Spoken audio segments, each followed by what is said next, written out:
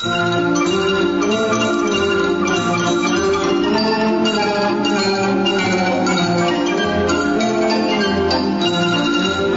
BBC presents My Word.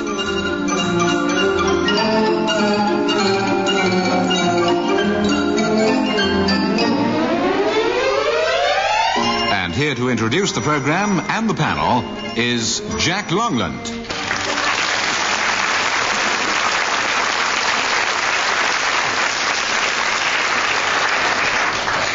My Word is a word game played by people whose business is words, and those taking part are Anne Scott James, Denis Norden, Dilys Powell, and Frank Muir.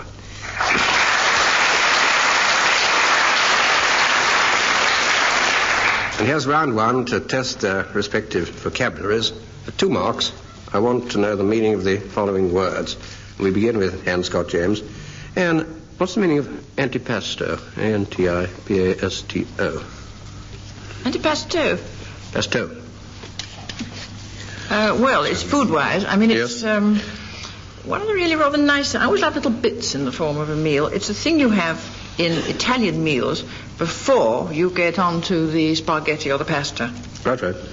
It's befores rather than afters, and it's a starter to whet the appetite. And it's before not so much only the pasta, but before feeding. Pascary pastum. 2 marks. Frank Muir, what does Knout mean? K-N-O-U-T. Knout. Knout? Yeah. Well, in the north of England, it's what you get in... it's what you get in exchange for out. And in Russia, it's what you get in exchange, or what you used to get from the Tsarist regime, in exchange for cheeking the overseer. It's a rather nasty kind of Scottish tawse or English whip. Mm-hmm. I think it's a sort of cat of one tail. That's it. And the tail was sort of loaded with lead or something. It's perfectly horrid, yes. One of the many reasons that led the peasantry eventually to see red. Well, I think that deserves all of 2 marks. It can be called Knout or Knout. Knout? Yes, if you like. It's a kind of scourge, and sometimes it was fatal in its effects, which used to be used once upon a time for flogging criminals in Russia, or you can use it as a verb to knout or knut. Dilys Powell, what is or was the meaning of hoplite? H-O-P-L-I-T-E. Hoplite. It's a warlike character. Yes. It was a soldier, a pedestrian soldier. And how armed? He carried a shield and possibly a spear. Yes. He was lucky. A bit more, I think. All right, I think that's good enough. Sounds like Long John Silver without the parrot.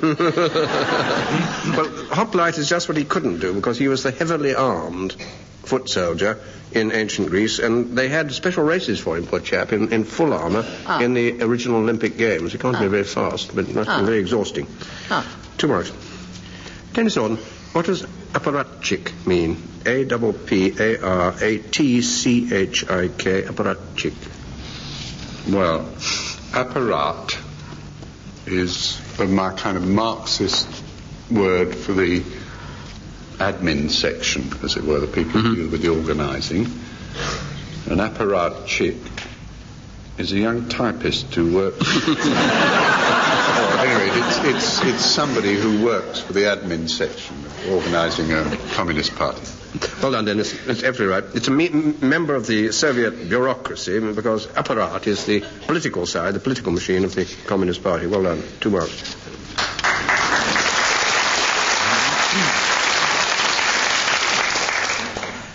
Before we begin the next round, I shall read out a quotation for each team to write down, and I hope the 2 women members will go on studying those quotations, because at the end of the programme I shall ask them where the quotations come from. Anne Scott James and Denis Norden, your quotation is, "Even lovers find their peace at last." And Dilys Powell and Frank, yours is, "Make me an offer." And then in the last round, I shall ask Denis and Frank to give me their ideas of how these came to be said or written. We come next to the odd man out. Each team member gets a set of 4, 3 of which are interrelated, and 1 is not. What I want is the odd man out identified, and also to know what the other three are. 2 marks again. And Scott James. Palomino, Pomeranian, Griffon, Skipperk. Pomeranian and Griffon. Well, those two are dogs. And then what's the last? Skipperk or Schipperk. Schipperke. That sounds doggy, That's don't a you dog, think? yeah. 3 dogs. All right, what's the other? Last 3. Yes. Palomino's the odd one out. Yes. It's a horse. What colour? It's a pinto. It's Palomino. Light. Pale. Yes, well done. You'll get your marks. Now, Frank Muir. Aurignesian, Albigensian, Pelagian, Arian. Albigensian were a religious sect. That's right. The others sound like greyhounds. Could it be that 3 are greyhounds and the odd man out is a religious sect? What, hang on. We're going into conference. What? It's a sect. It's a sect, yeah. Sect. Right, we've got Arians a sect, Albigensians are a sect, and Pelagians are a sect. And therefore, Aurignesius is the greyhound.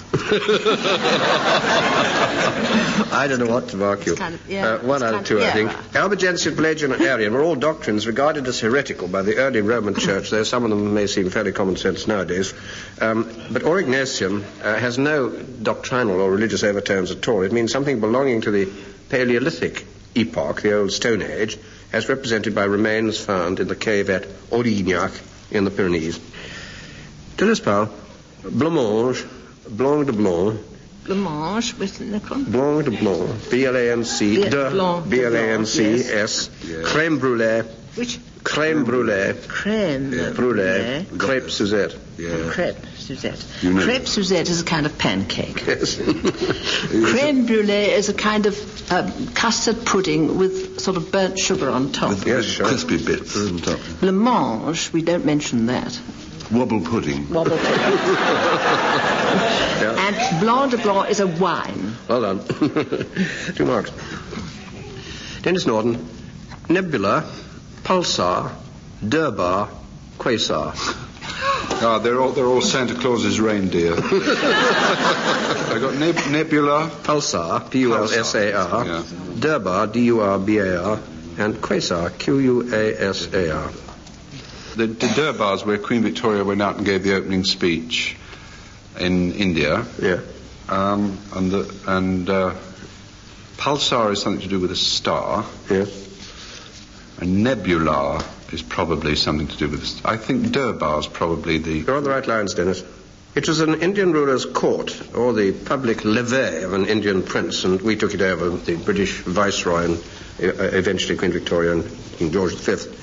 The other 3 are all terms of art from astronomy. Nebula is a cloud of gaseous matter, or it could be a distant galaxy. Pulsar is a pulsating star, possibly a rotating neutron star, for those who know about those things. And Quasar is a quasi-stellar object, a source of radiation, perhaps coming from right outside our galaxy. I think you'll get it too. This is a round of olds. I want you to tell me who they are or what they stand for, and 2 marks again. And Scott James, Old Glory. It's a flag. Which? Stars and Stripes. Yes, quite right. American flag. Yes, it's the United States flag, the Stars and Stripes, which the stripes stood for the original 13 states, and the stars were added in as more and more states came in. Frank Muir, the Old Dominion. Sounds like sort of whiskey, which is brewed in Singapore, or sort of rather sort of fine dark brown pipe tobacco, which is made and sold within a mile of Uttoxeter. Stick to that kind of tobacco, you're going to get it right. Is it in fact a dominion? No, it isn't. It was called this originally. Is it geographical? Yes. Is it Old Dominion was where the tobacco came from? Yeah, it's Virginia. Yes. It was one of the first of the possessions, British possessions in the United States, and for the United States. And of course it was associated with the reign of Queen Elizabeth I.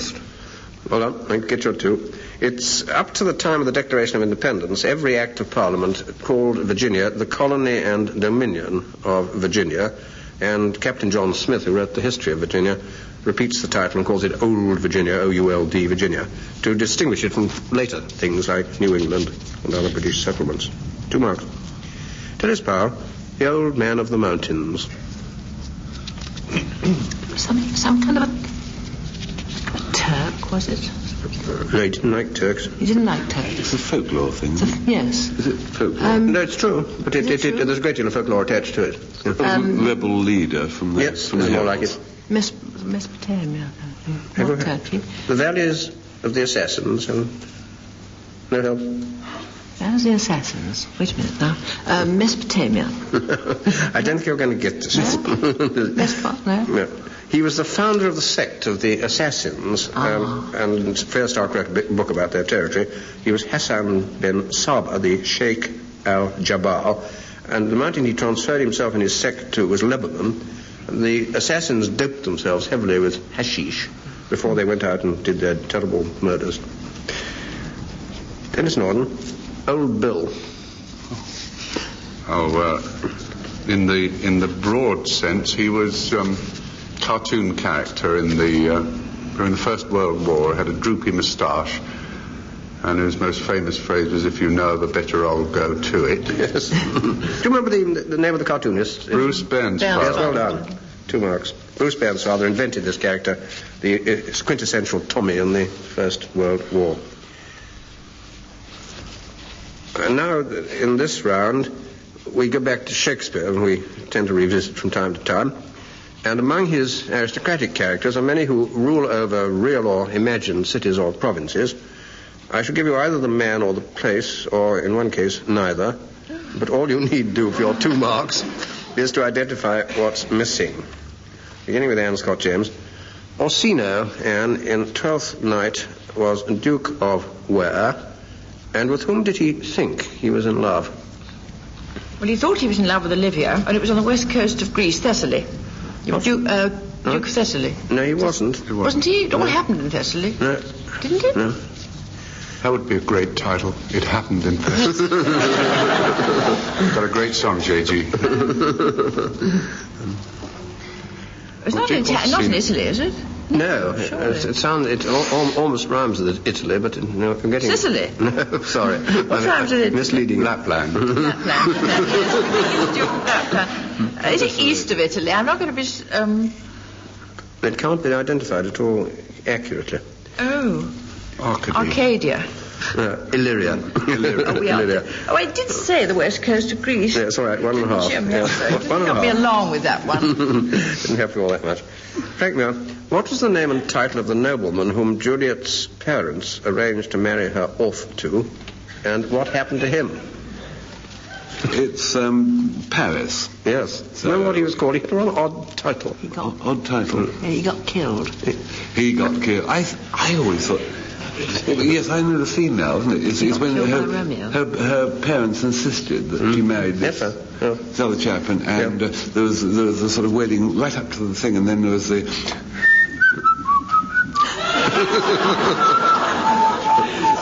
It was Miguel Paris, the fat vineyard keeper. Romeo killed him. That's right, 2 marks.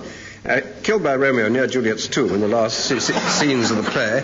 And he had the odd title, the County Paris, which is a sort of Count of Paris, I suppose, the County Paris. Very odd.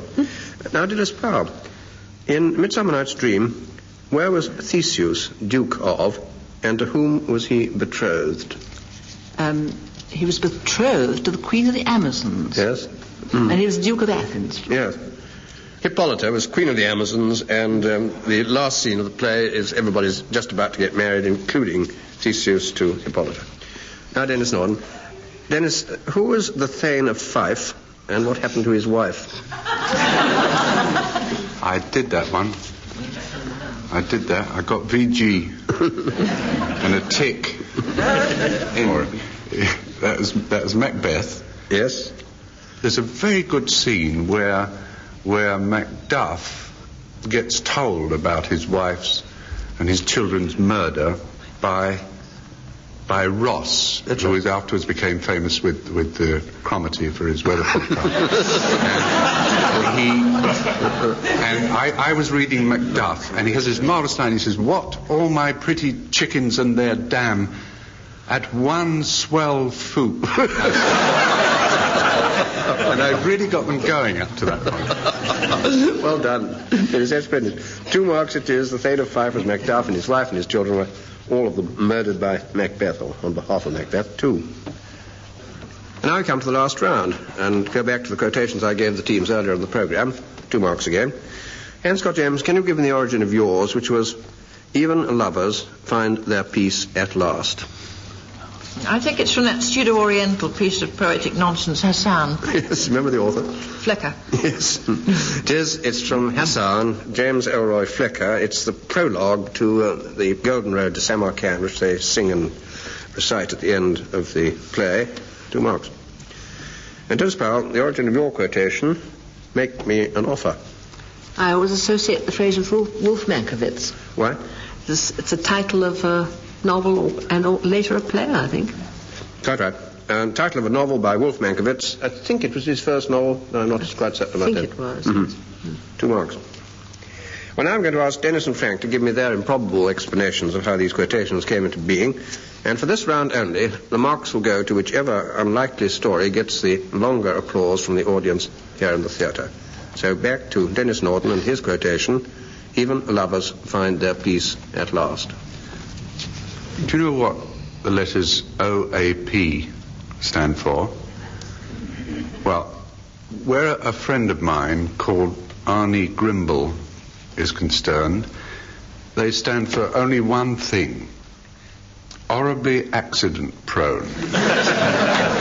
Because that is what Arnie has been all his life.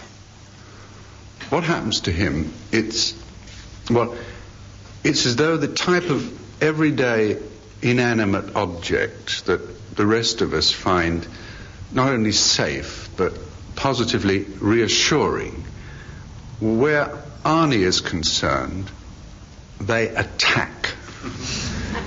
I can think of no other man who could get squirted in the eye by tinned grapefruit. You know those shockproof, waterproof, shatterproof wristwatches? His caught fire. Now, where did it all start? Well, I suppose when Arnie was still a little boy. While he was escorting an old lady across a busy road, they both got run over by an ambulance. From then on, his whole life could only be described as a series of circumstances beyond his control. It finally became too much for any man to bear, and for any woman, for that matter. His wife just found she just could not live with it anymore. What can you do with a man who gets himself beaten up in a Christian Science reading room by a Quaker? Anyway, it was soon after that his insurance company jacked it in too. And you can't blame them either. Selling accident insurance to Arnie Grimble, they said, is like selling life insurance to a lemming. Anyway, I think it was the mention of the word lemming that showed Arnie the course he must take. What finally decided him on that course was when he replied to a situations vacant advertisement, only to find it was for the job that he'd just been fired from. Surely it was time to leave a world which could treat him like this. So poor Arnie went to Waterloo Station, walked over to platform 4, waited for the guard to blow his whistle, then threw himself right in front of the departing train. Now, when you've been born a loser, it really is no use even expecting to win. The train went out backwards. A lady porter picked him off the line, gave him a cup of tea, took him home to her flat. He's now living with her, and they're running a small mail order business, selling safety equipment, which shows how very nearly true those words of James Elroy Flecker were. Even losers find their peace at last.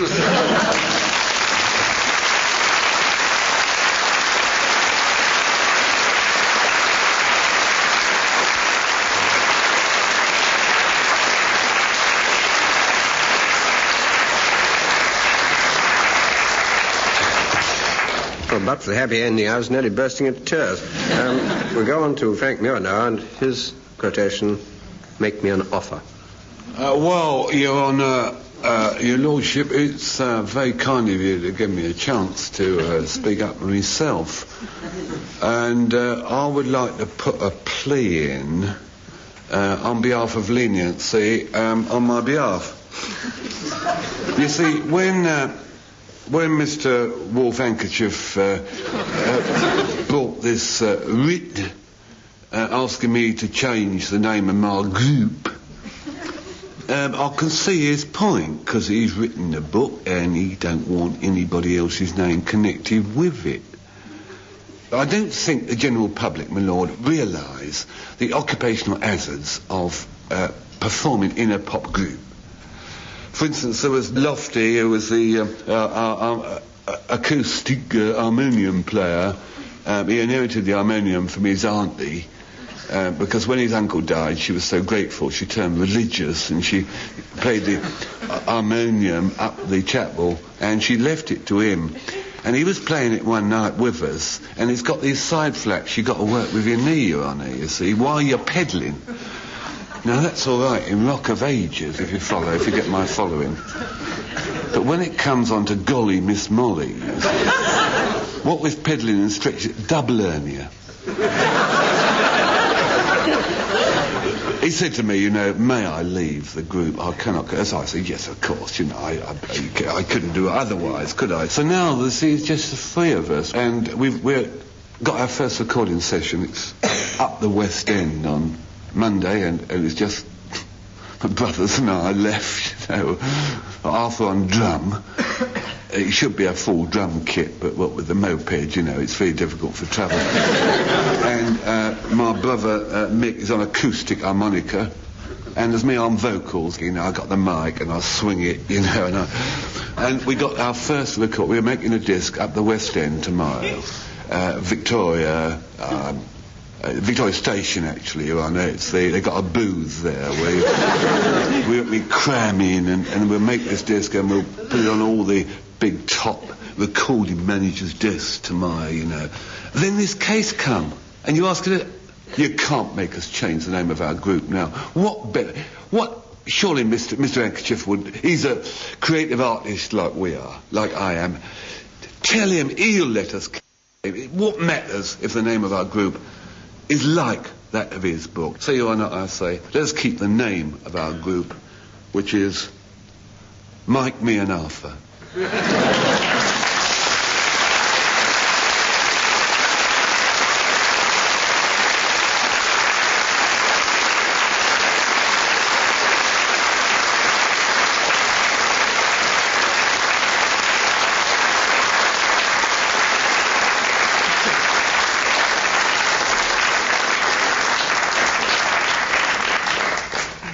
Well, by your vote, ladies and gentlemen, Frank Muir wins the contest of the two stories, but nevertheless, the other team, Anne Scott James and Denis Norden, win the contest as a whole, and that brings to an end this edition of My Word.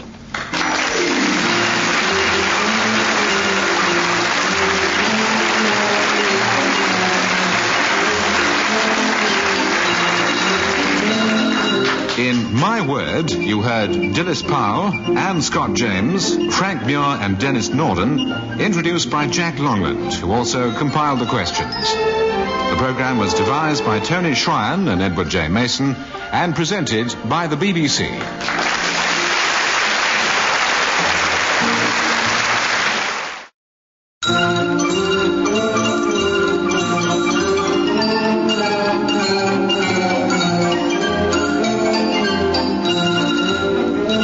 BBC presents My Word.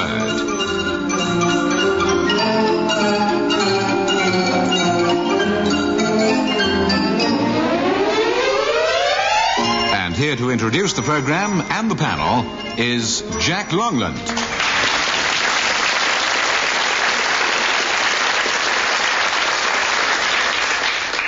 My Word is a word game played by people whose business is words, and those taking part are Anne Scott James, Denis Norden, Dilys Powell, and Frank Muir.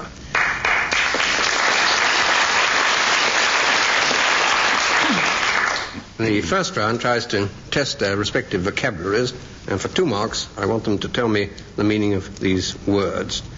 Dilys Powell, what does Demiurge mean? D-E-M-I-U-R-G-E, Demiurge. Demiurge? That's all I get now.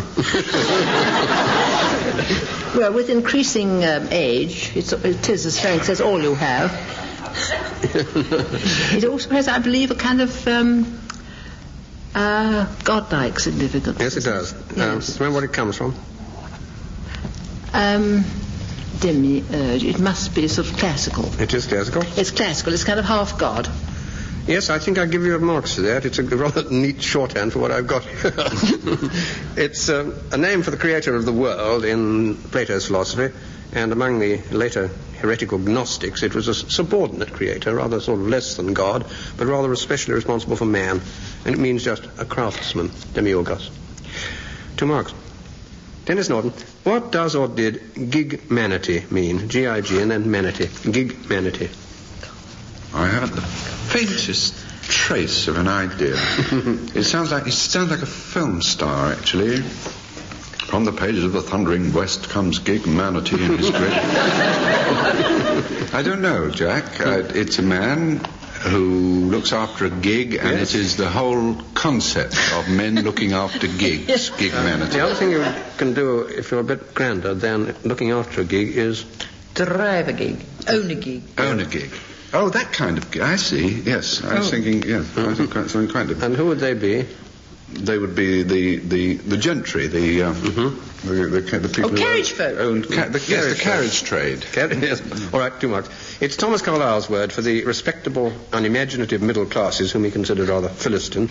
Now, Anne Scott James, what's the meaning of Gromwell? Like Cromwell, but with a G at the beginning. Gromwell. Gromwell sounds like something out of Lewis Carroll. I don't suppose it is it? No. Oh dear. You know, An old word. It's rather up your garden. Perhaps it's an Elizabethan, a rustic word for the common daisy. Oh, I don't know how to mark this at all. Badly, I can see. I'm going to give you half a mark. It's kinds of plant with stony seeds. They're called lithospermum. The borage family belongs to it, and it was formerly used in medicine for the cure of gravel, if you were unfortunate enough to have that disease. Oh. Frank, what does hype mean? H-I-P-E. Hype. Hype, Jack, is the Christian name of a self-pitying Irishman called Ochondriac.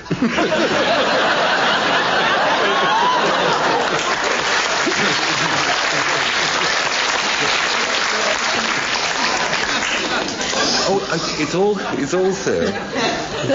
also the all-purpose Sergeant Major's word of command. It's pay the lift, quick, hype. About hype. It was really slope. Hype. With your rifle. I'm bound to give you that. It wasn't what I intended. It is, in fact, a wrestling term. It means to throw your opponent by lifting him from the ground and rapidly placing one of your knees between his thighs. Ooh. And over he goes. Over he goes. Hype. Well, before we begin the next round, I'm going to read out a quotation for each team to write down, and the 2 women members will go on studying those quotations, because at the end of the programme I shall ask them where the quotations come from. Dilys Powell and Frank Muir, your quotation is, a rose-red city, half as old as time. And Anne Scott James and Denis, yours is, De mortuis nil nisi bunkum. And then in the last round, I shall ask Frank and Denis to give me their ideas of how these came to be said or written. And now a not very serious round of inside-out definitions. What I do is to give the definition first, and I want members of the team to tell me what it refers to. 2 marks again. Dilys Powell, a grain which in England is generally given to horses, but in Scotland supports the people. Oats. By whom? Dr. Johnson. Absolutely right. It's oats. Sam Johnson, rather perversely, used it as a definition in his dictionary of the English language. The Scots weren't very pleased. Yes, and a Scotsman said you can tell the result from the quality of the horses in England and the men in Scotland. Yes, that's right. Now, Denis Norden, when is it that having a choice of 2 temptations, you choose the one which will get you home earlier? Oh, that's one of the definitions of middle age. Yes, well done. 2 One marks. is it's when the broad mind and the narrow waist change places. Well done. And Scott James, what state is defined with cruel accuracy in the following vignette? A woman's hairnet tangled in a man's spectacles on top of the bedroom dresser.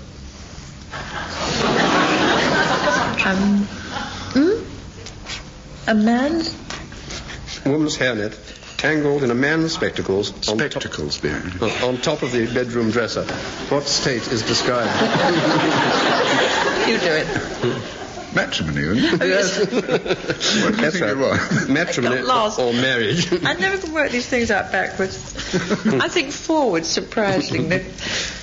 Now, Frank, now, what's the word for a substitute to remind the star that the show can go on without him? Understudy. Yes. 2 marks it is. Well, this is a round of slightly odd words and expressions, and I want to know what they mean and also how they came to have that meaning. 2 marks for reasonably correct answers. Dilys Powell, white knight, not a K in it, white knight. Oh, well, I think that means a night when you don't have any fun. It might... Nuit blanc. That's what it means in the... I'm going to give you 1 out of 2. It means a sleepless night. And you may admit you might...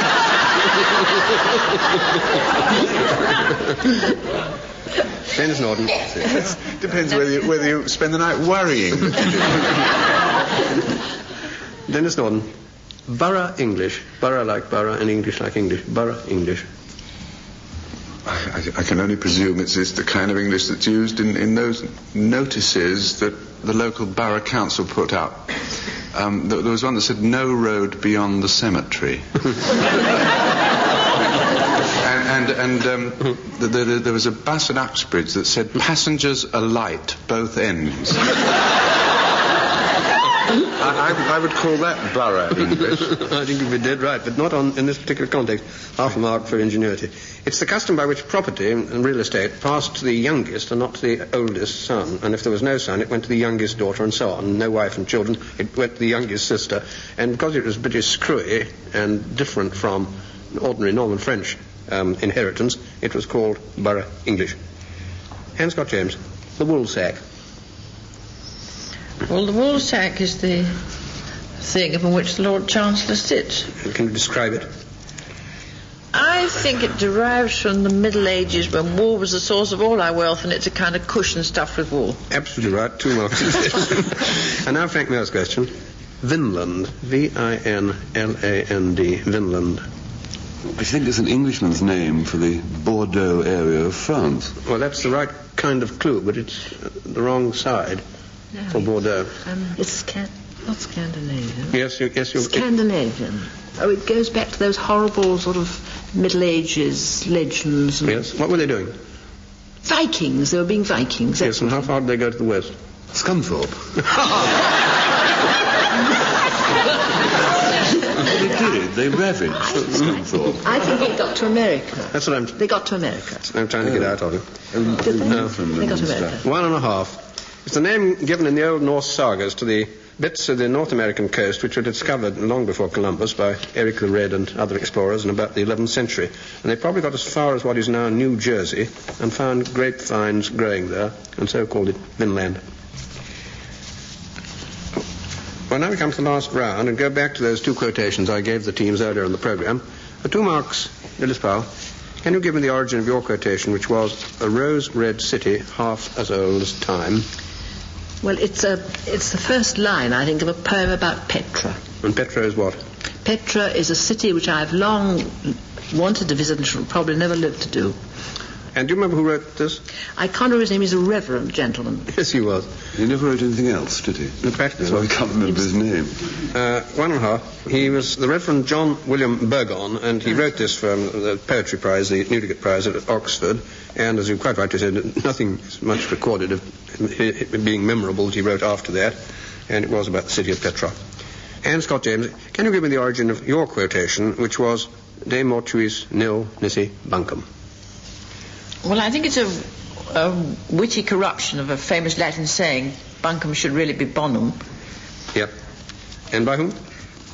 Well, I don't know, but I think it's some political writer, and I should think it was either Bernard Shaw or possibly Maynard Keynes. It's as near as I can get, but I really don't know. Pretty near, 1.5 marks. It was actually Harold Lasky. And now I'm going to ask Frank and Denis to give me their improbable explanations of how these quotations came into being. And for this round only, the marks will go to whichever unlikely story gets the longer applause from the audience here in the theatre. So back to Frank Muir and A Rose-Red City Half as Old as Time. Now this line, A Rose-Red City Half as Old as Time, is one that I saw in my diary this morning. I was reading the diary of my summer holiday in Corsica, and there I'd written Tuesday, A Rose-Red City Half as Old as Time, well, pretty nearly that. And it was the morning after the worst, I think one of the worst holiday days I have ever spent. The reason for this was that before going on holiday, a television company rang up and said they've got this great idea for a program. They'll give 3 of us a cine camera each, an 8mm, and we'll take 1 3-minute reel on holiday, and we can't edit it. We've got to show it, warts and all, exactly as taken. And they'll have the 3 of us back on the programme, and they'll show the films to the viewing dozens. It's a rather late-night programme. And then sort of interview us about making it. So we thought this was rather jaunty. And I had to think, I was going to be in it. You see, my son was going to film it and direct. And I was going to provide the idea and sort of act it. And I came up with this idea of a little scene of a rather shy Englishman going for a bathe on a deserted Mediterranean beach. And he climbs through the maquis from the little railway station and staggers onto the beach and gets a boot full of water and tests the temperature and with a thermometer, and it's just right. But then he gets very worried about undoing his buttons. So he gets into one of these tent affairs that my wife has, yours probably has too, and you do it up at the neck, you see, and he struggles like mad for hours under this tent effect, and eventually throws it off, and he's in full white tie and tails. And he then dives into the water and swims off into the sunset, and that's the end of the film. Well, we did the film, decided to do the film on the second week, have a bit of a holiday first, and we chose a beach near Ile Rousse, don't know if you know Corsica. You can only get to this beach. It's about 2 miles away from Ile Rousse, and there's a tiny little train, little Michelin goes, just a 1-carriage train with a diesel thing. We got onto the beach and started filming, and it was a baking hot day, and we shot it, and I dived in, and there I was, and incidentally, you float in clothes. Did you know that? It's marvellous. You float. I think about 10 minutes later you drown, but... And then my wife said, well, you better hurry and change, because the train is due now, and it's about a 5-minute run through the maquis, but it's always 10 minutes late. And just as she said that, we heard, haw, the sound of the train. It was on time for the first time within living memory. We hurtled through the tundra and just made the train. I in this soaking wet white train. That wasn't so bad, but when we got out, we had to get to the car, which was in the main little place at Ile Rousse. And a lady said, excuse me, but my sister and I are on holiday from Carl Sholton. Aren't you Frank Muir? And then she suddenly noticed what I was wearing. So I'd just been best man at a French wedding. The champagne was a bit lively with the heat. But whether it was talking to her and whether it was getting so hot and wearing this wet thing when the evening wind had started, but when I woke up in the following morning, the morning I was telling you about, I really felt pretty rotten on 3 scores.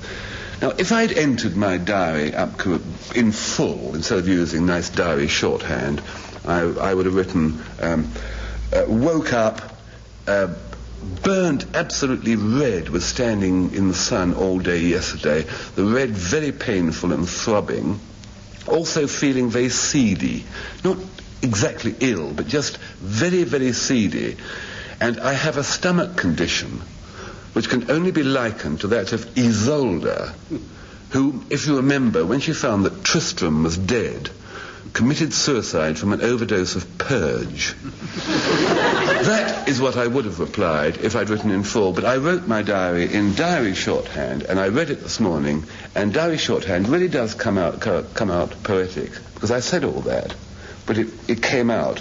A rose, red, seedy, have Isolde's tongue.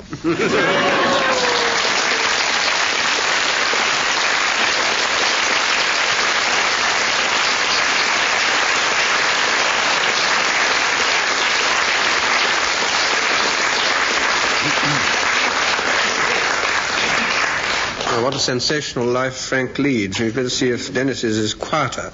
And if you remember, his quotation was De mortuis nil nisi bunkum. This is the quotation that I think of whenever I hear somebody say, you can never find a policeman when you want one. Because whether that's true or not, I'll tell you something that I've found out from personal experience. You can't find a lady fireman when you want one. Now, if you ask me, under what sort of circumstances would you particularly require a lady fireman? I'll tell you what sort of circumstances. Very dire circumstances. In my case, circumstances involving a lady that I think I'd mentioned on this program a couple of times, Mrs. Flora Treadgold. Now, for those unfamiliar with this program, she is the sort of Elsa Maxwell of Hampstead Garden Suburb. I don't know exactly how much her first husband left her. All I can tell you is she's the only person I know who gets Christmas greetings from the World Bank. So when I received an invitation to a lunchtime drinks party to celebrate her birthday, I was naturally rather chuffed, to say the least. The only problem was, what sort of birthday present should I bring? Because this really was a case of what can you give the woman who does have everything. Then I had a brainwave, an absolute brainwave. Did you see that newspaper article about this manufacturer in the Midlands who's making a fortune exporting to America perfect replicas of a medieval cast iron chastity belt? And sure enough, when I presented it to her, when I turned up there and gave it to her, she was thrilled to bits. Oh, she said, do look, everyone, look, what a hoot. Isn't this a hoot? I must pop upstairs and put it on. So she slipped upstairs, and I was absolutely in. Everybody wanted me to introduce me to everybody else. And that is how I met Giorgio. Now, Giorgio was an Italian water skiing instructor whom Flora had brought back from Portofino. He didn't speak a word of English, and he had one of those handshakes where it takes 10 minutes afterwards for your knuckles to get back into line. And it was while I was nursing my hand that Flora made her big announcement. Quiet, everybody said. Quiet, quiet. Now I can reveal my big birthday secret. Today, at 11 o'clock, Giorgio and I were married at the Hampstead Registry Office. And silence, absolute stunned everybody was. She'd been a widow for years, you see.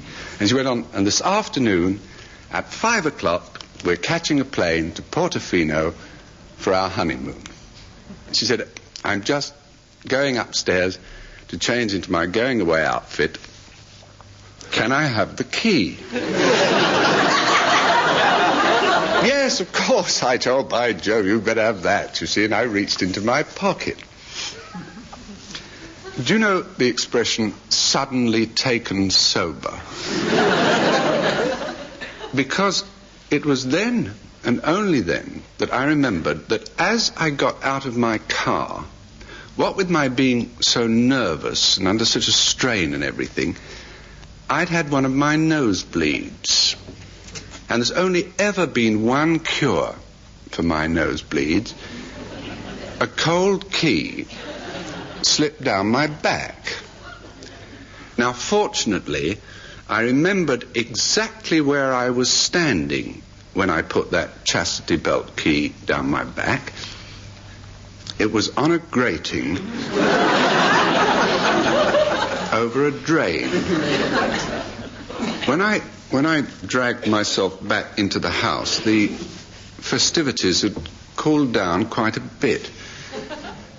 Somebody said, surely there's a spare key. Well, I said, no, it would sort of defeat the whole purpose of the thing, wouldn't it? All right, said Flora. Her eyes never left mine. Ring the fire brigade. All right, said the chief fireman when he came through the door. What's the trouble then? Well, look here, I said, have you got among your crew such a thing as a lady fireman? Look, sir, he said, don't go to pieces, sir. All I want you to tell me, sir, at this moment about the incident is, will I need the extension ladder? No, I said, you won't. And taking him to one side, I explained the truth of the situation. Well, I must say, he was really terribly nice. Oh, he says, we often get calls to break open locks. He said, look, I'll tell you what, sir. He said, if the lady will just pop upstairs to her room with me, it won't take me a minute to undo that. It'll take me a minute, even with a blindfold on. He said. And it wouldn't have taken him a minute. I'm sure of that. Only Giorgio took it into his mind just at that moment to burst joyously into his bride's bedroom, where there was this fireman with her, with his helmet off, holding this pair of pliers. You know, as I said, Giorgio didn't understand a word of English, and what with that hot Latin blood, and seeing the fireman's axe. Well, as I said at the trial, you see, that the trouble is you just cannot find a lady fireman when you need one.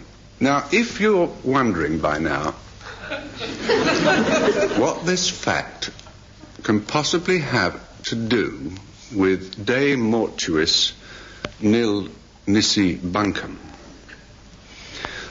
it's because Flora's predicament with her antique lock was so relevant to the author of that quotation, her old lost key.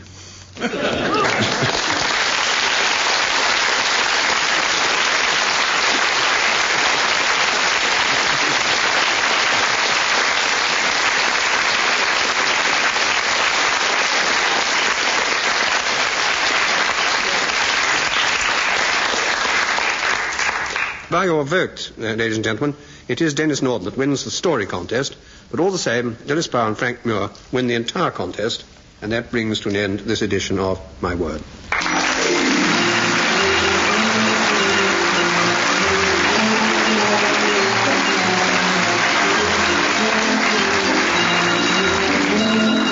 In My Word, you heard Dilys Powell, Anne Scott James, Frank Muir and Denis Norden, introduced by Jack Longland, who also compiled the questions. The programme was devised by Tony Shryan and Edward J. Mason and presented by the BBC.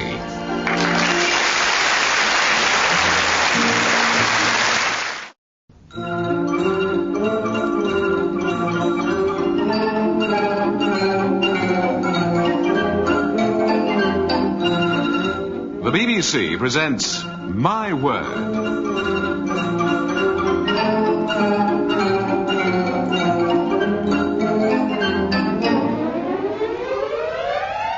And here to introduce the programme and the panel is Jack Longland.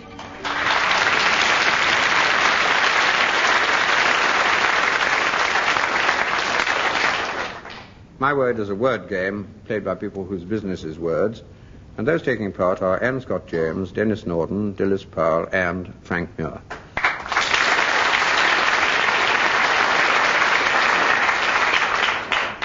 The first round attempts to test their respective vocabularies. 2 marks if they get the answers right. Anne Scott James, what's the meaning of congé? C-O-N-G-E, acute. Congé. Looks like a conger eel without the R and an R in the mouth. Like congé. Give somebody that congé means to push, give them the push. Fire them, give them the sack, send them off. Or it can mean just a holiday, I think, something quite It can do. pleasant. Permanent leave. 2 marks. It means dismissal without ceremony. It can mean just leave to depart, or a bow, just as you're parting, according to the sort of company you keep. And it came from congé d'élire, which was royal permission to elect a bishop, which is very odd indeed. 2 marks. Frank Muir, what does fugace mean? F-O-U-G-A-S-S-E, fugace. It means the seabird. No, it isn't. I don't want... Can you sit there and be absolutely certain? It isn't what you've got on the paper, but is it in fact a seabird? I can be about as certain as the shorter Oxford Dictionary is, and that's a very good start. What about the longer Oxford Dictionary? A fugace is an improvised mortar. You dug a great big hole in the ground, you filled it with stones and bits of irons, and you fired it by gunpowder, and with luck the enemy were at the other end. Liz Powell, what is a brambling? B-R-A-M-B-L-I-G, brambling. A bird. Which kind? I have the faint idea it's a bird. It has wings. It has lots of wings. It has wings, has 2 feet. 2 wings, 2 feet, a tail, and feathers. Yes. And it's a rather small bird. It is a small bird. Try and put it into It's a migrant bird. No, Not a migrant. Not a migrant. No, It's not a shifting bird. No. all right. 2 for sheer effrontery. It may feed on brambles. It's the mountain finch, which is, as you say, quite rightly, it's a small bird. And if you want to know its Christian name, it's called Fringilla montifringilla. Oh, Isn't that nice? very nice. Remember that. All right, Denis Norden. Where would you find a scaup? S-C-A-U-P. You wouldn't, Jack. If there's one thing I have learned is you can never find a scaup when you need one. I really... take a wing out of the book of your competitors in the previous question. Oh, it's a bird. It's a non-migrant residential bird that lives in a caravan. All right, half a mark. Half? By the sea. No, it obviously isn't a caravan. All right, I'll give you 1 mark. Penalised. No. Anna's helped. I'll give you 1 now. Seabird. A scaup feeds on mussel scaups, which are beds of mussels exposed at low tide. It's a duck of the genus Fuligula, and scaup is the same, if you want it, as scalp. 1 out of 2. Well, before we begin round 2, I'm going to read out 2 quotations for the teams to write down, and then the 2 women team members can go on studying the quotations, because at the end of the programme, I shall want to know where the quotations come from. And Anne Scott James and Denis Norden, your quotation is, "Where are the snows of yesteryear?" And Dilys Powell and Frank Muir, yours is, "I feel no pain, dear mother, now." And then in the last round of the programme, I shall ask Denis and Frank to give me their ideas of how these are going to be said or written. Well, now round about the author of the week. What I want is for the author to be identified, and then there'll be some further questions about the author or his characters or works. 2 marks again. Here's a quotation to help in your identification. He spoke with a certain "what is it" in his voice, and I could see that, if not actually disgruntled, he was far from being gruntled. And Scott James, who is the author, and in which of his works will you find that quotation? Well, we think, do we, that it's P.G. Wodehouse. You're right. It's one of the Jeeves books. Yes. He wrote about 999. Yes, but who employed Jeeves? Worcester. Oh, Bertie Wooster. 1.5. It's P.G. Wodehouse, and it comes in the code of the Woosters. Oh. Frank Muir, in which year was P.G. Wodehouse born, and what are his Christian or forenames? PG stands for Pelham Grenville. Jolly good. He must have been born in 1881. Yes, good. And his nickname is Plum. 2 marks straight away. Well done.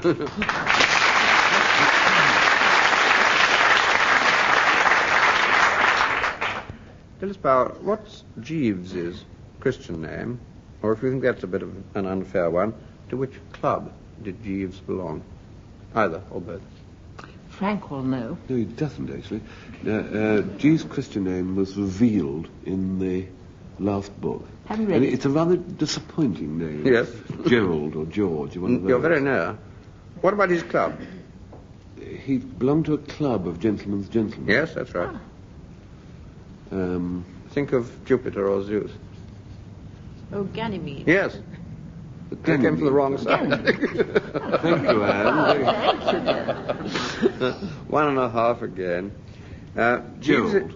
Jeeves's Christian name is Reginald, and Bertie Wooster's temporary valet, Bingley, had the effrontery to refer to Jeeves as Reggie, and nobody else has ever done that before or since. Quite popular, isn't it? And Jeeves's club was the Junior Ganymede, which was a club for gentlemen's gentlemen.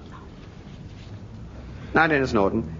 Denis, what's the name of Wodehouse's favourite peer who was so devoted to pigs? And can you spotlight any of his previous obsessions? It was Lord Emsworth. Yes. Living at? Blandings Blandings Castle. Fine. And before he took up with pigs? It was vegetables. Yes, quite. It was for vegetable shows, and there was a great to-do about... He had a marrow nobbled. Yes. Not quite a marrow. It's very near to that. I mean, the next thing to a marrow. Pumpkin. Rhubarb. Petit pois. 1.5 again, I think. Lord Emsworth lived at Blandings Castle, and before pigs, he was devoted to growing prize pumpkins for the local agricultural show. Well, now for a round of slang, or at least of colloquial expressions, and 2 marks again. And Scott James, what is kissing crust? Oh, it's when you've had a very nasty cold and you've got sort of sore lips. I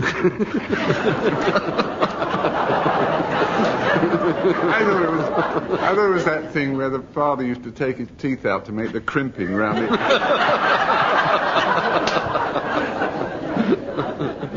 Oh, we've given you a couple of excellent offerings. Both most ingenious and both totally wrong. It's meant when a steak and kidney pie, not pudding, mark you, when a steak and kidney pie is so delicious that you could say, well, really, it has a kissing crust. Or is it if the crusts have got... But stick to bread rather than pies. Pack it in, I can't go back to bread now. I'm full up. No, we don't eat. We're slimming. We don't eat the stuff. Well, 0.5 mark for ingenuity. If you think of a 2-tier cottage loaf of bread, which doesn't appear very often these days, it's the soft part of the loaf where the lower lump of bread kisses the upper part. Or if you're baking a batch of bread, they occasionally lean over. It's where one loaf has touched another and doesn't have a sort of firm crust. That's kissing crust. Frank Muir, a hotel warming pan. What is it? Yes. It's an empty stout bottle filled with warm water with a sock round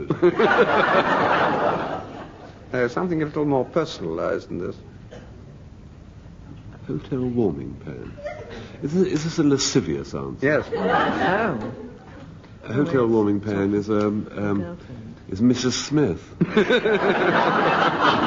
you registered with. No, this is a resident, Mrs. Smith. Resident? Oh, well, it's a chamber. It's a chambermaid. All right. That'll do. 1 out of 2. Hotel I don't go to your sort of hotel. This Powell, John Company. John Company? I thought that was all to do with the East Indies. Yes? Well, it was the British who went and lived in and off India. Yes, and what was the title of the company? East Quite India. easy. East India Company. Yep. Hello, 2 marks. It was the Honourable East India Company. In a way. So-called from 1785, when it ruled India absolutely, before the British government very reluctantly took over from it. And it comes from the Dutch, Jan Compagnie, which was what East Indian natives used to call the parallel Dutch company and its government. 2 marks. Denis Norden, indescribables or inexpressibles. Are these like unmentionable? Yes. I think it's long men's underpants. Well, why What do you mean, underpants belonging to long men? I mean, there's old-fashioned men's combination type. Oh, old-fashioned men's Unmentionable. combinations, or combinations belonging to old-fashioned men. Well, I think 1 out of 2 for not realizing quite how polite the Victorians were supposed to be. It meant trousers. They were called unmentionables, as Dennis quite rightly says, at a time when polite society even draped the legs of grand pianos. Definitely not the permissive society. 1 out of 2. Well, now we come to the last round, and I go back to the 2 quotations I gave the teams earlier in the program. For 2 marks, and Scott James, can you give me the origin of your quotation, which was, "Where are the snows of yesteryear?" It's always in French. It's Où sont les neiges d'antan? An author? François Villon. That's it. François Villon, the Ballade des Dames du Temps Jadis, and it comes in his Grand Testament. 2 marks. Now, Dilys Powell, I'd like the origin of your quotation. "I feel no pain, dear mother." No. It's a kind of bogus quotation, really. Sort of, it's a kind of recitation. Yes. East Kind of Lynne, Victorian. Yes, it's Victorian. Victorian. It's Edward Farmer who wrote a poem, a very affecting poem, called "The Collier's Dying Child." Anyway, half a mark. But now I'm going to ask Dennis and Frank to give me their extraordinary explanations of how these quotations came to being. And for this round only, the marks will go to whichever impossible story gets the longer applause from the audience here in the theatre. So back to Denis Norden and his storyline. Where are the snows of yesteryear? After Van Gogh cut off one of his ears, how did he manage to keep his glasses from slipping sideways? Now, that may seem a strange question, but what prompts it is that I myself, like Van Gogh, do suffer from a distressing facial irregularity. And in my case, it's the nose. I have a very large nose. Well, I decided to go in for what's called a nose job, or as it's sometimes known, a trumpet trim. Well, as you know, the papers have been full of this recently. Cosmetic surgery, they call it. And it's been so much perfected now that you can literally select and order any shape of nose that you want. So I said to my secretary, "Would you do something for me? Would you please write away for a nose catalogue?" Now, whether she wasn't really familiar with the particular medical breakthrough I had in mind, or whether she just misheard me, I don't know. All I know is I did receive, by return of post, a highly coloured brochure which offered me a choice of standard, miniature, climber, or floribunda. However, it's dogged that does it. So after a lot of trying again, I finally wound up in the consulting room of this very eminent cosmetic surgeon. And he spotted my disability immediately because it's as plain as the notes on my... And he suggested a clean shape known as the Frank Muir or small bicycle saddle. When I agreed, he said, fine. He said, that's fine. He said, but when we've got you under, is there any other physical malformation that we should endeavour to correct? Rather on the same principle, I thought to myself, as the house decorator who says to you, while I'm up the ladder, shall I have a look at the guttering? Well, no, thank you. I said, no, thank you very much. I said, outside of the Cyrano de Bergerac, I happen to be physical perfection.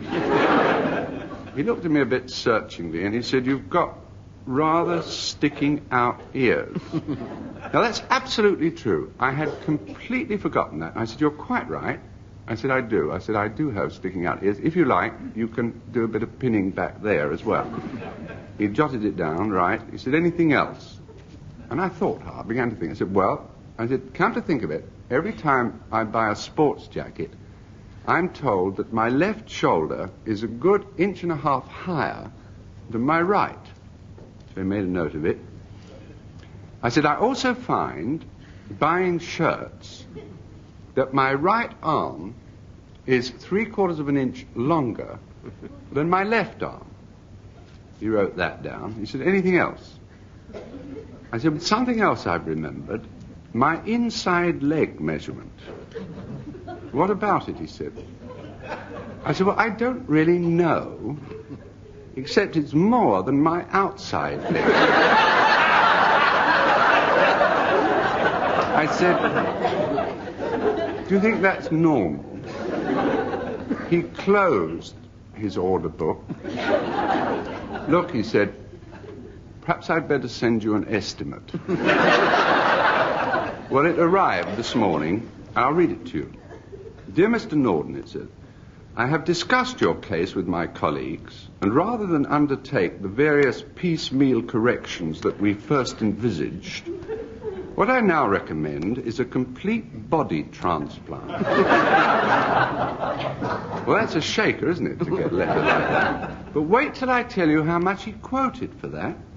£78, 12 new pence. Well, it's not the parts, you see, it's the labour. But 78 quid. Right away, there and then, I went over to the mirror and I took another look at my nose. It's not that bad, I thought.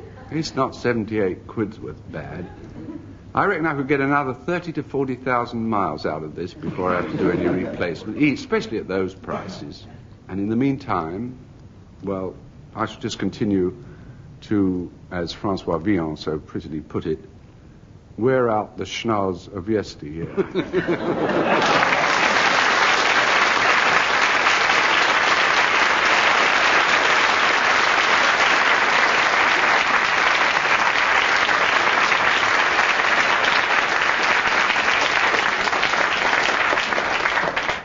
We now go on to Frank Muir, and if you remember, his quotation was, I feel no pain, dear mother, now. I haven't got a story this week, so I want to take up the time, if I may, in answering my fan mail, which has accumulated over the last 6 months. I have 3 letters here. One really doesn't require a reply. It says, I hate your stories about living in the country. I wish you would fall down a well. Signed, a well-wisher. I think the anonymous one should be torn up. The other one was rather sweet, actually, inquiring after my health. You seem to be going off the last few weeks, and last week's show you sounded definitely ill. Is something the matter? Signed, Martha McCree. Well, Miss McCree, it is quite true I have been going off. I keep hitting my head against a doorway at home. You see, the reason was, at night we don't have the lights on in the hall, normally, and one evening I suddenly wanted a drink of water, and my mind was on very important things, on global things, actually.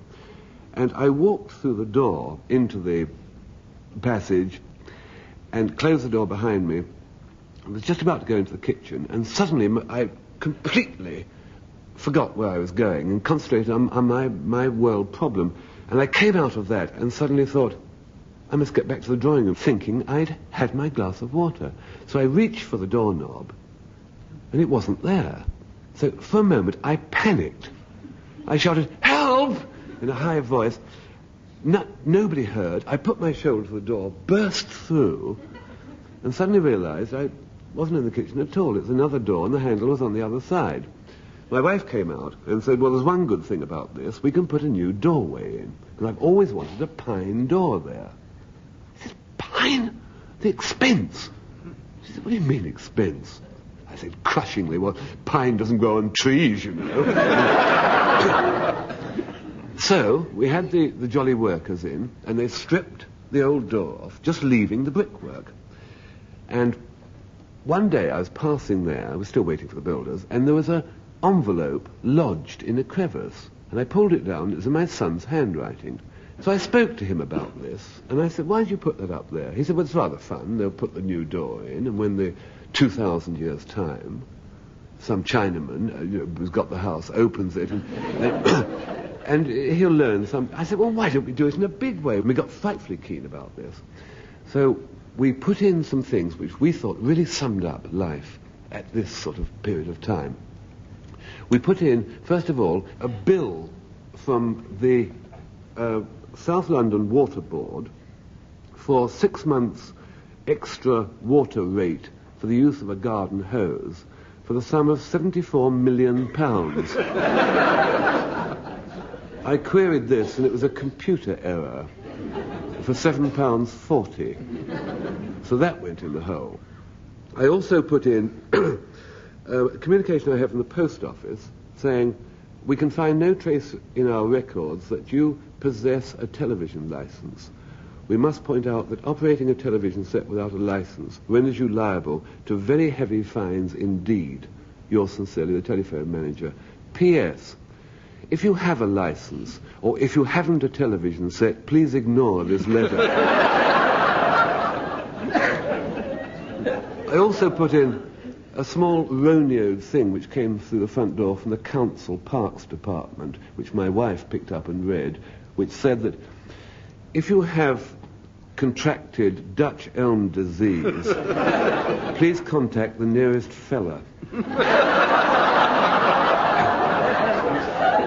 We were busy cementing all this stuff. We had a marvellous time, a bucket full of cement, cementing all this stuff on the top above the door.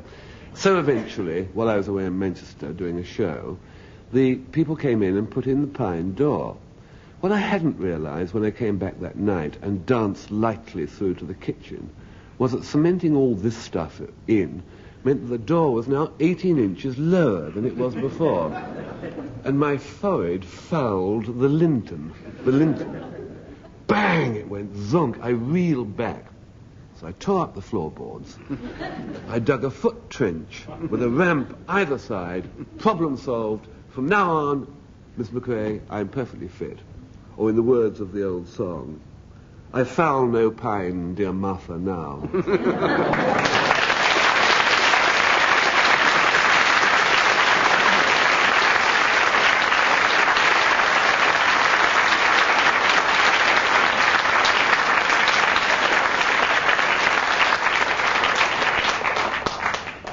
By your vote, ladies and gentlemen, Denis Norden wins the story, and he and Anne Scott James also win this entire contest.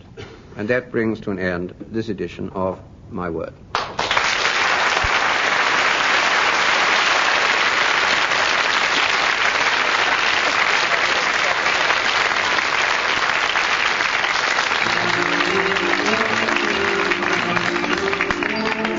In My Word, you heard Dilys Powell, Anne Scott James, Frank Muir and Denis Norden, introduced by Jack Longland, who also compiled the questions. The programme was devised by Tony Schreien and Edward J. Mason, and presented by the BBC.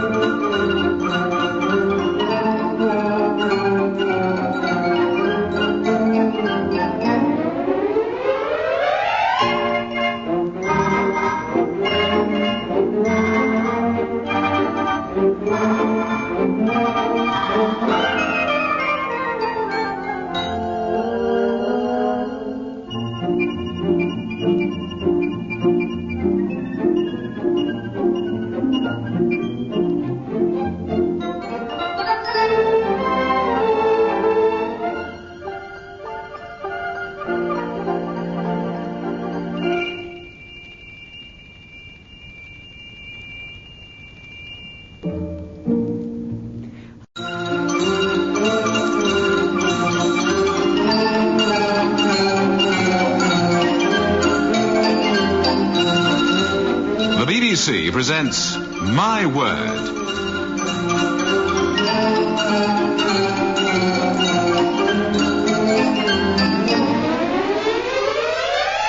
And here to introduce the programme and the panel is Jack Longland.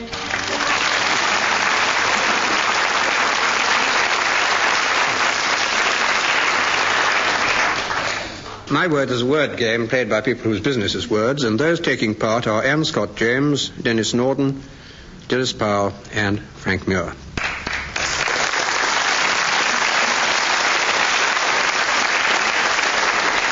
Round one is a test of vocabulary. For 2 marks, I want you to tell me the meaning of the following words. Anne Scott James first. Anne, what's the meaning of wombling? W-O-M-B-L-I-N-G. Wombling. Oh, it's one of those, let's try this, Lewis Carroll portmanteau words in The Hunting of the Snark, and it's a mixture of rambling and wobbling, as when slightly drunk. Yes, if you were drunk enough and wobbling enough, you would possibly assume this position. A prone position. Yes. It's one proceeding in a prone position. And which is prone? On all fours. Thank you. You get that. 2 marks. Adverb meaning with belly to the ground, or prone, as Anne quite rightly said. 2 marks. Now, Frank Muir, what is a gaspergoo? Gaspergoo?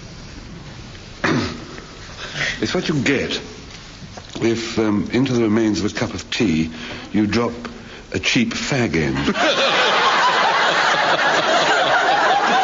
a revolting picture I've seen for a long time.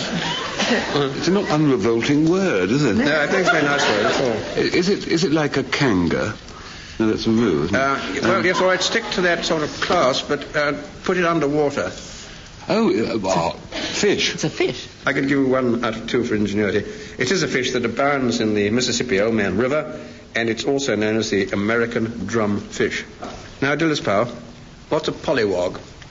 Yes. Pollywog, I associate with infancy, yeah, and a small kind of net on the end of a stick.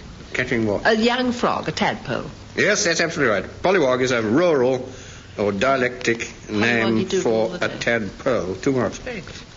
Denis Norden, what is a gyrovag? G-Y-R-O-V-A-G-U-A, gyrovag. Is it something that turns round? Yes, it does, in a rather slow and not very purposeful way. A primitive bicycle. A primitive bicycle without a handle. It had no purpose. You wobble along. Yeah. I think you've gathered that I don't know. It, or rather he, is a wandering monk in the Middle Ages. A sort of monastic tramp. Half mark. Well, before we begin the next round, I'm going to read out a quotation for each team to write down, and the 2 women members will go on studying those quotations, because at the end of the programme I shall ask them where the quotations come from.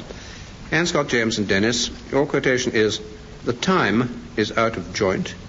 And Dilys Powell and Frank, yours is, "Remember that time is money." And in the last round I shall ask Denis and Frank to give me their ideas of how these came to be said or written.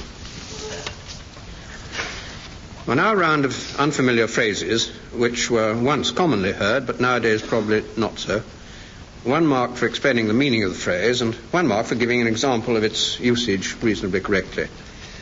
Anne Scott James, what's the meaning of the phrase, "Muffled cats catch no mice"? Oh, I think it's a great liberal slogan, which means that you anti-censorship. It means you mustn't muffle people or they won't get any food. It's bad for their souls. And bad for the national. It's not for the national good. I can't give any marks. It's said of those who choose to work in gloves rather than risk dirtying their hands. Thank me. That's clever. What's the meaning of the phrase, the bishop has put his foot in it?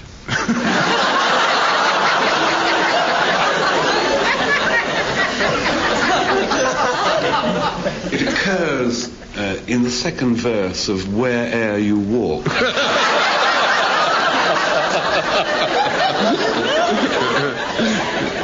Greatly preferable to the second line, as I remember it. Yes, well, in 1282, Bishop Albrick, you remember, who was in the cathedral at Rheims, Yes. was asked to mind the pot au feu.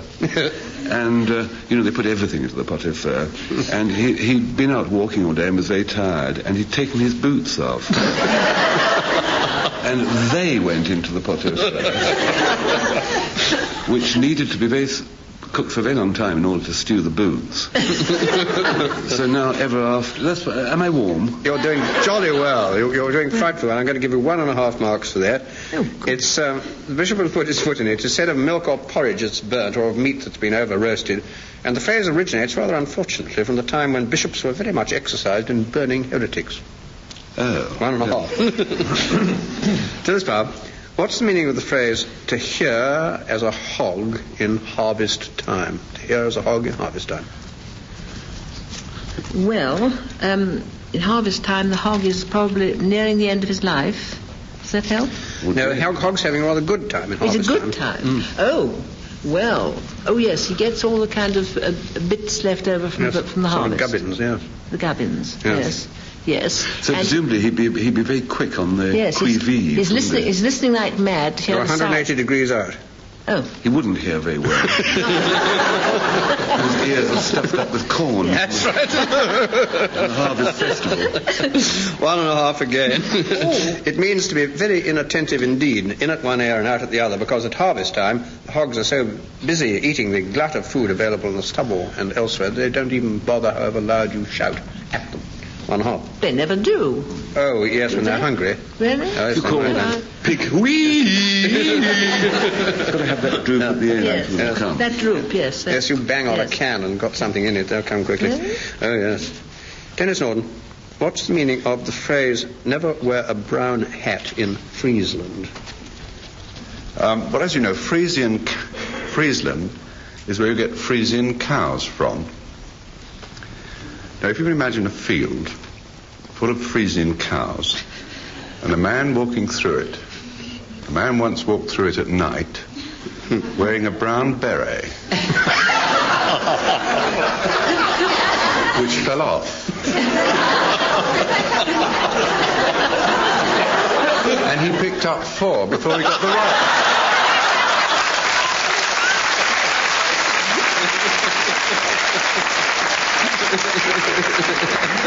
I'd give you 2 marks straight away for an explanation which, though totally wrong, is much it's really rather nicer than the one I've got. It means when in Rome do as the Romans do. At one time, the Frieslanders all took to wearing the most extraordinary hats you could possibly think about, which were basically worn over metal skull caps and finished up as enormous floating bonnets, so that if Denis were to turn up wearing any kind of beret, he would look about as out of place as if he'd been nude at Ascot. So that if you went into Friesland then, you had to wear these extraordinary, extravagant bonnets, which they then wore. This next one is a bit more complicated. It's the odd man out. I give each member of each team a group of 5 words or names, and I want them to pick out the one that has no connection with the other 4 which have. 1 mark for picking the odd one, and if you can, telling me what it's about, and 1 mark for telling me with what the other 4 are connected.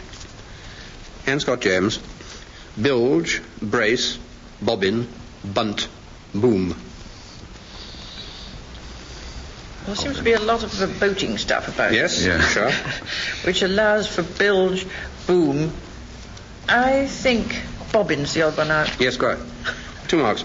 The odd man out is bobbin, which is an article used in weaving or sewing machines and so on. On a spindle. On a spindle. The others are all parts of a sailing ship. A bilge, or the bilge, is the ship's bottom, or the lowest internal part of the hull, put it more politely. Brace is a rope for trimming a sail. Bunt is the centre of the sail. Boom is a spar at the bottom of the sail.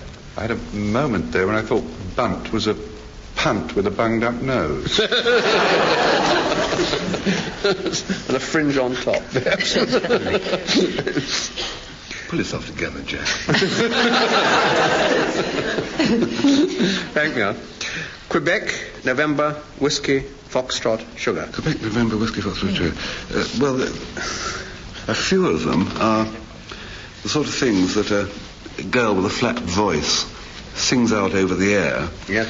To wake up policemen who are having a fag down a quiet cul-de-sac. Are you there, whiskey, foxtrot, sugar?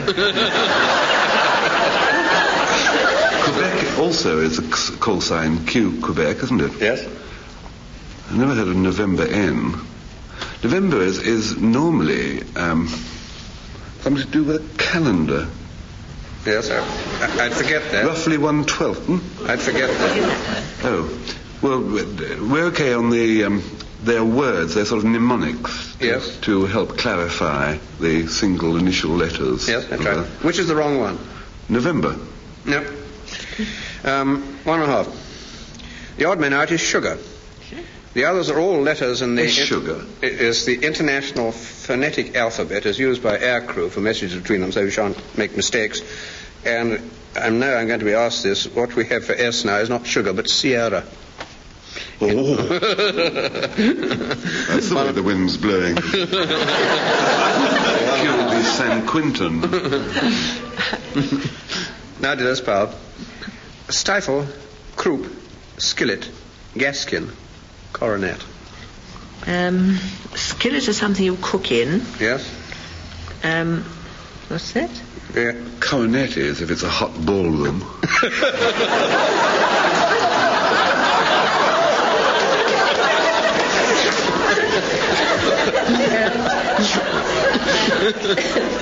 Croup is what you get, isn't it? It would be very ill-advised to take your partner's hint, I think. What's that? You cook in a skillet. Now we have croup. Croup, stifles, gaskin, and coronet. Are they all sort Gaskin. of hen diseases or something? They all belong to one kind of animal, yes. But not a hen. Oh. The diseases of a croup horse. Not necessarily diseases. No. They're bits of. Bits of, that's right. You have a cornet of lamb, don't you? No. No, you have a couron of lamb. Oh, it's a crown of That's lamb. different, yes. Well, Ignore me. Yeah. croup you ought to get. Croup is a bit of a horse. Yes. Croup is a bit of a horse. They're all bits of horses except one of them. Except one of them. Which is a skillet. A skillet, yes. All right, you've crept home. You've crept home, I think. So we have. Skillet is a small, long-handled pan. The others all refer to horses. The stifle is a horse's knee or knee joint. A croup is its rump, any bit behind the saddle. A gaskin is its hinder thigh. A coronet is the bit immediately above its hoof, which is the lowest part of the pastern. Denis Norden. Mrs. Sam McGreedy, Galway... Wait a minute. Mrs. what? I'm sorry, Denis Norden. Mrs. Sam McGreedy. Yeah. Galway Bay. Lily Marlane. Nellie Moser. Who? Nellie Moser. Nellie Moser, yeah. Park Director Riggers. Yes. Nellie Moser's Well, they're clever. all running in the second race of the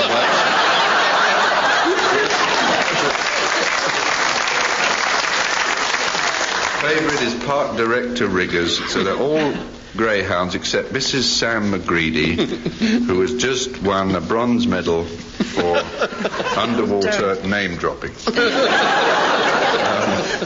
What do you think? Get your Nellie partner's Moser's help. a clematis and all the rest are roses. Exactly. Yes. You knew that? I Surprising. would never know. I don't hold with nature, so... Surprising it may seem, that's absolutely dead right. Nellie Moser is a type of a variety of clematis. The others are all varieties of roses, which have, I must admit, sometimes some fairly odd names. 2 marks. And now we come to the last round, and I go back to those quotations I gave the teams earlier in the programme. With 2 marks, and Scott James, can you give me the origin of your quotation? The time is out of joint. Yes, I think it said by Hamlet, in Hamlet. Yes, it is. Now, Dennis Powell, the origin of yours, please. Remember that time is money. Benjamin Frank. Yes. Benjamin Frank. Well done. I'll give you your 2 marks. And I'm going to ask Denis and Frank to give me their improbable explanations of why these quotations came into being and how. And for this round only, the marks will go to whichever unlikely story gets the longer applause from the audience here in the theatre. And so back to Denis Norden and his quotation. The time is out of joint. Mr. Norden, said this temporary shorthand typist, I'm warning you for the last time.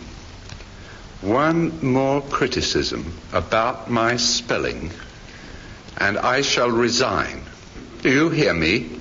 R-E-Z-Y-N, resign. Once again, I silently cursed Brenda's husband. You see, Brenda is my real secretary. A dear, sweet girl who's been with me for 15 years, always unerringly efficient, never one murmur of complaint. And then, last year, without a word to me, she had the unmitigated gall to go and get married. Now, mind you, it wasn't the actual getting married that made me cross. After all, she had the ceremony on a Saturday afternoon, and we're not all that busy of a Saturday. No, what irked me was, after taking nearly 2 hours off for the wedding, she then said she wanted to be away from the office for another 3 days. 3 whole days. That was how I was forced into these involvements with a brand new phenomenon of modern office life, the temporary secretary. Now, the first one. Do you know what her only previous experience was? As a commare in a dolphinarium. She marched straight over to the typewriter, sat down, and hit the keys. Oh, look, she said. It makes little letters. I was on the phone like a flash to the agency. Send over somebody else quick, I said. Now, the next one that arrived, she warned me. I'm terribly sorry, she said, but I only do 30 words a minute. I said, you mean shorthand or typing? He said, no, reading. Well, to list the agonies that I went through would be as boring for you as they were painful for me. There was one girl who got out of the lift at the wrong floor and worked for 3 days for a completely different firm. There was the girl that when I went into her office, she was working at 2 typewriters simultaneously. One with the left hand and one with the right hand. I came in, she looked up nervously and said, I'm terribly sorry, I couldn't find the carbons.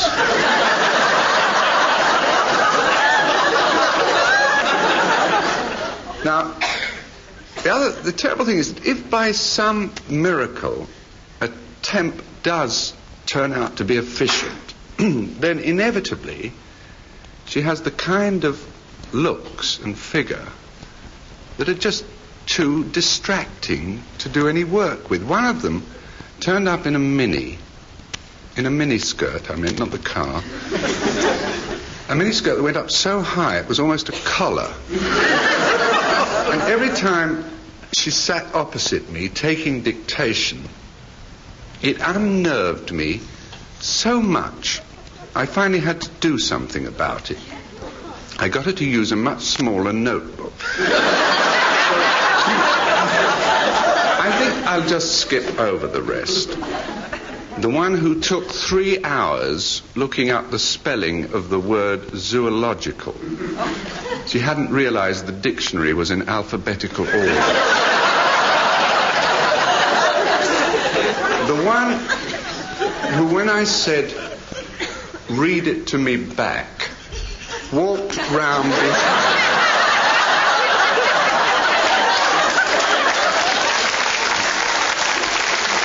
So, perhaps you'll now understand why it is that when Brenda goes off on these jaunts, all the correspondence just simply gets piled up.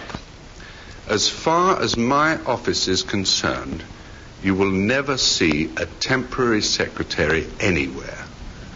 Or as Hamlet nearly said, the joint is out of temps.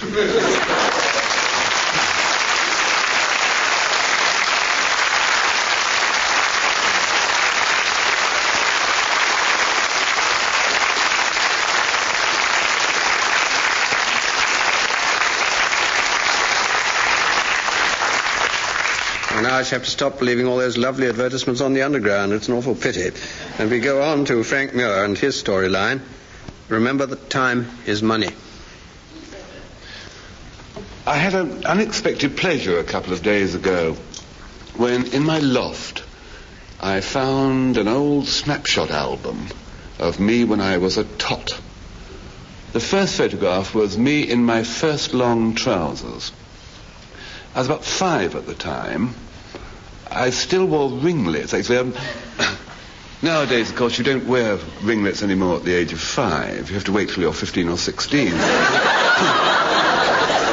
I was dressed up as a page boy. I remember the occasion terribly well. Waiting outside the church for the bride to arrive, and Ivy Annabona was I hated her. She was the matron of honour, and I said, please, Miss Annabona, I want to go. And she said, you should have thought of that beforehand. Which I thought was terribly unjust, because I didn't want to go beforehand. The urgency had only just arrived. He said, you can't go till after the ceremony. And I crept under the bride's train and went down the grating. But that was the memory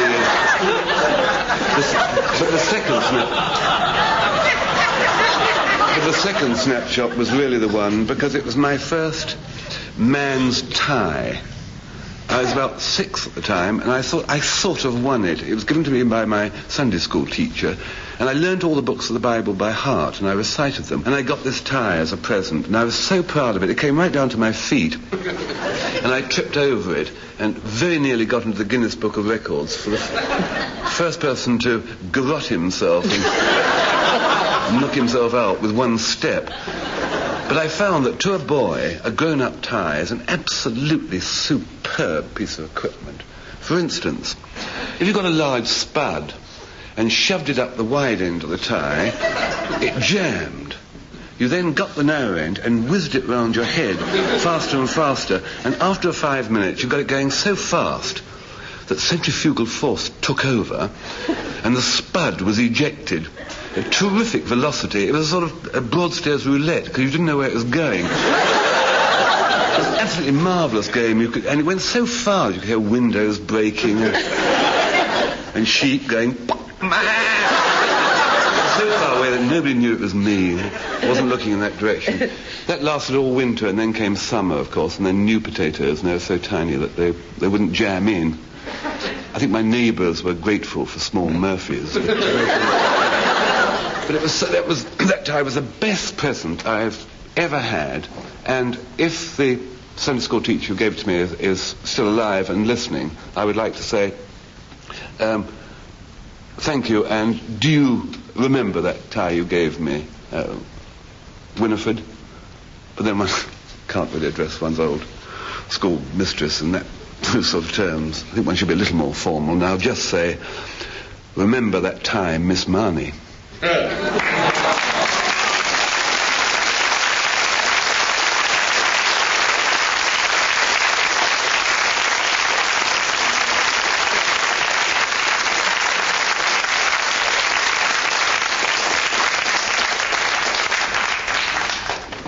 By your vote, ladies and gentlemen, Denis Norden wins the story, But all the same, Dilys, Powell and Frank Muir win the entire contest, and that brings to an end this edition of My Word.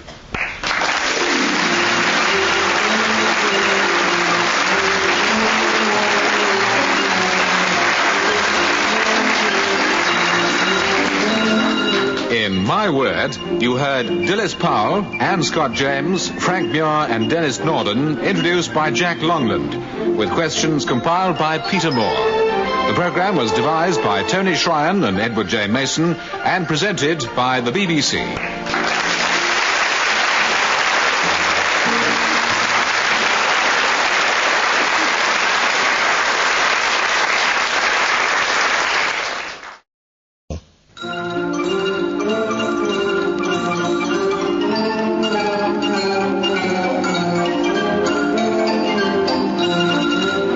BBC presents My Word.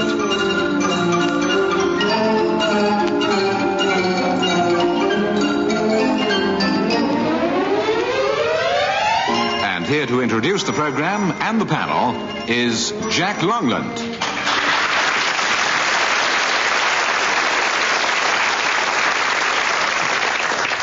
My Word is a word game played by people whose business is words, and those taking part are Anne Scott James, Denis Norden, Dilys Powell and Frank Muir.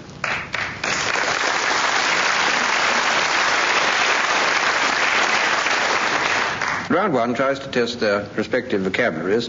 For 2 marks, can you give me the meaning of the following words? Beginning with Dilys Powell. Dilys, what is expurgifaction? P-E-R-G, expurgifaction. Expurgifaction? Expurgifaction. Waking up and spitting? Yes. It's not. Good for you. You get your 2 marks straight away. It's the process of waking up after sleep, like Rip Van Winkle, who took 20 years to do it. And it is a Latin word, late Latin word, meaning the fact or state of being awakened. You can spit if you like. That's not... Oh, that's not necessary. Not necessary. Oh, well. Now, Denis Norden. Denis, what's a borborygum? B-O-R-B-O-R-Y-G-M. Borborygum. B-O-R-B-O-R-Y-G-M. Borborygum. Borborig. Good heavens. Borborig. It's a stratagem for getting rid of bores. Is it something wouldn't out like of it. Gulliver? It isn't a... No, it isn't Brobdingnagian. No. It sounds it herbal. literary? It could be. I sat next to the Duchess at tea. Can you help? No, Jack, it's impressive. She was pleasant as pleasant could be. Everyone blames it on me. It's literary, I gather. Is it? Lear? And everybody blamed it on me. Everyone blamed it on me. Do you remember? A little bit. Oh, is it saying pardon? Yes. Then is it a kind of eructation or... Yes. Or burp? Yes, it's a bit lower down than that, but I'll give you... Not farther. Lower than that. 1 out of 2. It's a rumbling in the bowels or an attack of collywobbles. Greek word. Anne Scott James, what is a hopris? H-A-R-P-R-E-S-S. Hopris. H-A-R-P? R-E-S-S. Hopris. Oh, I should think it's a mixture between a harpy and a temptress. Well, no, you're right. A female of an evil nature. A female doing something when you've nearly got her. Siren songing. Playing the harp? Yes. It's a lady who plays the harp. 1.5 again. Frank Muir, what is the haboob? H-A-B-O-O-B. Haboob. Haboob, Middle Eastern. Yes? It's the mouthpiece of a hubble bubble. That's a nice thought. You might be, in fact, inhaling a hubble bubble while it happened, but it would make it very uncomfortable. Haboob. It's rather like a simoom. Do you know what a simoom is? It's a wind. Yes? Yeah. It's a dust storm. Yes, that's right. It's a dust storm. Right. It's a dreaded wind in Egypt and the Sudan. It blows sand into everybody's faces, including picture postcard salesmen. It's rather like the simoom. I think that blows in the opposite direction. 2 marks. Well, before we begin the next round, I read out a quotation for each team to write down. And the two women members of the teams will go on studying those quotations because at the end of the program I shall ask them where the quotations come from. Dilys Powell and Frank Muir, yours is, "It's a long lane that has no turning." And Anne Scott James and Denis Norden, your quotation, "A nod is as good as a wink to a blind horse." And then the last round I shall ask Denis and Frank to give me their ideas of how these came to be said or written. And next we have a round of nouns of assembly, that is, words which denote a group of something, for instance, like a gaggle of geese or a school of porpoises. And here are some nouns of assemblage, and they mainly concern birds or beasts. Now, you can split the marking a bit here. 1 mark if you can identify whether it is birds or beasts, and 2 marks if you can name the actual species of the animal concerned. Dilys Powell, your group is known as a kindle. Kindle. A kindle? Yes. Of sticks? No. A kindle? Yes. Kittens. Yes. Oh! It's a kindle of kittens. A cat, when it's pregnant, is known as being in kindle. And I don't know, I think this is a bit harder. Your group is known as a fesning, F-E-S-N-Y-N-G. That's a group. Yes, it's a group. What label do they record from? Rabbits. Fesning. Is it anything to do with hawking? They record for rabbits. It sounds vaguely sort of Lapland. Is it like a fesning of caribou? It'd be very nice. No, Ferrets. It's here at yes. Ferrets. That's what I wanted, yes. Oh, well done. 2 marks it is, a fesning of ferrets. Oh, good.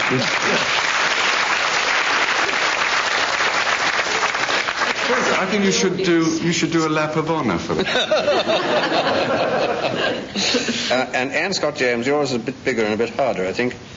Your group is known as a sleuth, like Sherlock Holmes. Sleuth. Oh, well, this must be things that follow things. Greyhounds. No, much bigger. Big jackals. That's a good one, but it isn't there. Vultures. No, it's not a bird, it's an animal. I'm animal, convinced. yes, that's it's right. It's an animal. What are big animals? We've heard of tigers, whales. We found them in the Rockies. Bears. Yes. 1.5. A sleuth of bears. It'd be awfully horrid to see as many of those as you could think of together. And Frank Muir, and yours is very easy. A group known as a charm. A charm of tits. Charm of finches. Yes, which kind? Green. Green, gold. Yes. Gold finches. Charm of finches is the expression I've heard. No, it is a goldfinch. No, it's a pattern they make in the air. If you see them flying, you get this sudden flash of goldfinches, and it's called a charm of goldfinch. They look very nice too. 2 marks. I made up one of these collective nouns once. It was an erection of property developers.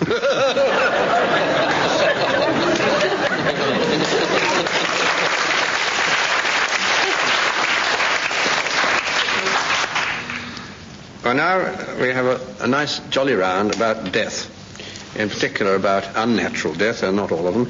For 2 marks, tell me how, you needn't spare me any details, the following people came to their respective ends. Dilys Powell, Aeschylus. Aeschylus had the great misfortune of having something dropped in his head. Do you remember what it was? It was a tortoise. Why do you think that happened? This is not part of the question. You'll get your He had a marks. bald head. Yes, and what was... And an eagle Yes. thought he was something else. He dropped the tortoise in his head. So he was a stone. Jolly good, well done.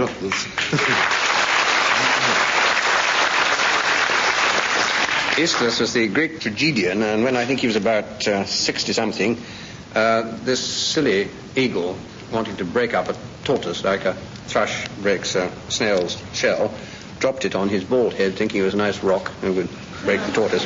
Instead of breaking the tortoise, he broke Aeschylus. Have you looked through the small print of your insurance policies? How many of us are covered? It's all right, I'm with the Eagle Insurance.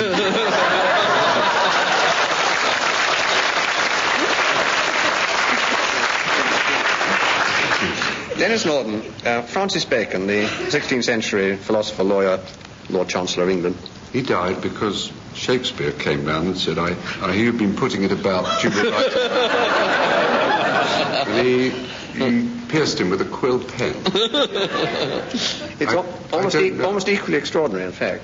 I have no doubt, Jack. He died rather curiously of pneumonia when he stepped out of his coach on a wintry day to stuff a chicken with snow in order to make the first experiments into refrigeration. So you owe your fridges to Lord Francis Bacon. One mark. I thought Bacon was cured. Not that time. Anne Scott James. King Edward IV's brother, George. He wasn't the Duke of Clarence, Yes. was he? Oh, he was drowned in a butt of Malmsey wine. Yes. That's it. George of the House of York, the King Edward IV's brother, was killed by first, second and third murder, if I remember from Shakespeare, who upended him after stabbing him in a large butt of Malmsey wine, and he perished in the Tower. Frank Muir. Belle Elmore. B-E-L-L-E and then E-L-M-O-R-E. She was poisoned by her husband, Yes. who was Dr. Crippen. Yes. Isn't it Bella? Was it Bella? I think it's Belle. Yeah. And what happened after Well, he was the poisoned first her? man. He poisoned her, and then he went to America on a steamboat with his mistress. Yes. And in fact was apprehended by the use of the wireless telegraph For the first time, yes. for the first time. Yes. Well, the only time he was apprehended. First time wireless telegraph was used for that purpose, sorry. Yes, that's right. Belle Elmore was Dr. Crippen's wife, and after he poisoned her, he cut her up in small pieces and buried the pieces in the coal cellar. That's where she was afterwards found. Well, now we come to the last round, and I go back to the quotations I gave the teams earlier in the programme. For 2 marks, Dilys, Powell, the origin of your quotation, please. It's a long lane that has no turning. It's a proverb. Give a shot at the book in which it first occurs. English proverb? Yes, English proverb, yes. English proverb. Yes. Oh, I think it's good enough. Ray. Yes, Ray it is. 1670. Yes, he's put it slightly different. It's a long run that has no turns, but it's a long lane that has no turning. Now, Anne Scott James, the origin of yours. A nod's as good as a wink to a blind horse. I should think that's a proverb. Well, it became one, but there is a quite straightforward origination of this Well, one. I put the fool in King Lear, I have written down. That's jolly good. No, go north of the border. Go north of the border. Somebody's Scotch. Yes, essentially. I should think it was Scott. 1 out of 2 it was. It's in 1818. It comes in Walter Scott's Heart of Midlothian. Ye understand my meaning. Aye, sir, a nod's as good as a wink to a blind horse. And later on, a wink is as good as a nod. The shortened form of the proverb comes in the Oxford Book of Proverbs and dates back to about 1802. Well, now I'm going to ask Frank and Denis to give me their improbable explanations of how these quotations came into being. And for this round only, the marks will go to whichever unlikely story receives the longer applause from the audience here in the theatre. So back to Frank Muir and his quotation, it's a long lane that has no turning. Never mind about that. A lecture. Absolutely everything there is to know about beds. Beds are talked about a lot in literature. Shakespeare, for instance. Those of you who have visited the cottage at Stratford-on-Avon will have remarked how small, how tiny the bed is there. And in fact, Stowe's Chronicles record that Shakespeare was asked by his friends Robert Greene and Marlowe in the tavern, in the Mermaid Tavern, how he and his wife managed on such a small bed, to which Shakespeare replied, "Anne hath a way." I said,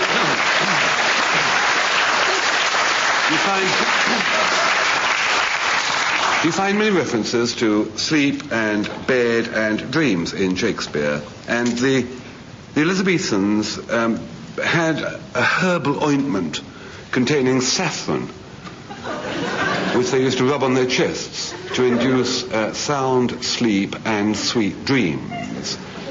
There's a reference to it, you remember, in Hamlet, where he says, to sleep, perchance to dream. Aye, there's the rub. Another reference to beds in poetry comes in a very delightful early Victorian poem recording a girl's memory of her bedroom in the country.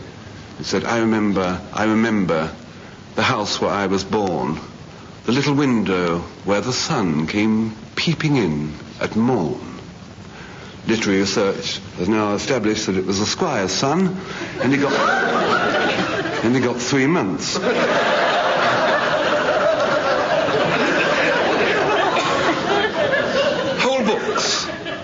Whole literary books have been written on the subject of sleep. H.G. Wells' definitive work, Kips. Now, bedwear, pyjamas. Some couples wear pyjamas, but in that case they have to be very big ones.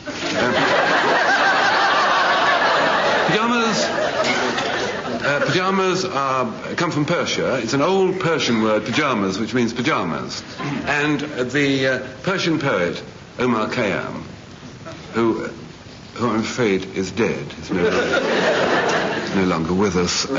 He wrote that the caliphs of Persia, when they'd had 8 children, had their pyjamas sewn up. Hence, in the Rubaiyat, you find the old Persian proverb, a stitch in time saves 9.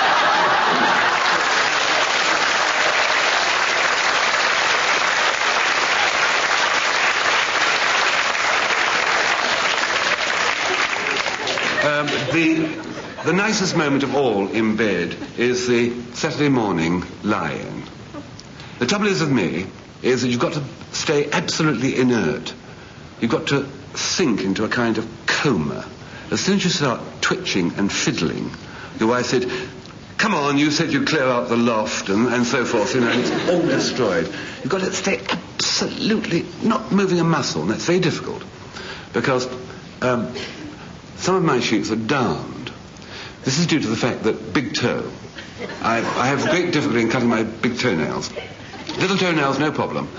Big toenails with the clippers takes both hands, eventually terrific heave. There's a tremendous click. Throw yourself flat on the floor to avoid the ricochet. Ding-dong, bing-pong-pong. Tooth glass mirror. What happens to it? Where do these little crescent shapes go? Do they embed themselves in the brickwork? To be dug out afterwards by archaeologists? Cromwellian bullets at Bosworth Field? So I don't cut toenails. So toenails dig a little hole in sheet and they're darned. What happens? The lie-in Saturday morning, lovely little roughness up against the toe. You've just got to twitch it with a toenail. And then there's, oh, you're fidgeting again. Come on, some of us have got to get to work and it's finished. So the only hope for the best moment in bed is to have pristine sheets, absolutely clear, with no of those little interesting interruptions to explore with your big toe. So if anybody said to me, hand on your heart, Frank, what is the most enjoyable moment in bed? I would say it's a long lie-in that has no darning.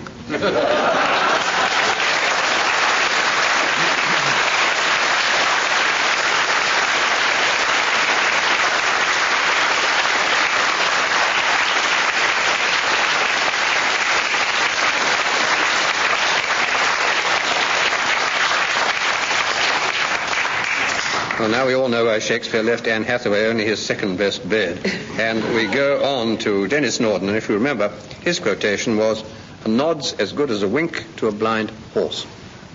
Come with me now, through the magic of broadcasting, backwards in time to the dark days of 1942.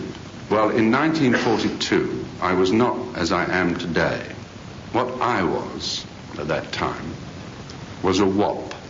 A WOP was an RAF term for a wireless operator. And that was me in 1942 in the RAF, number 1615358, wireless operator UT. UT being another ingenious RAF abbreviation. It meant under training.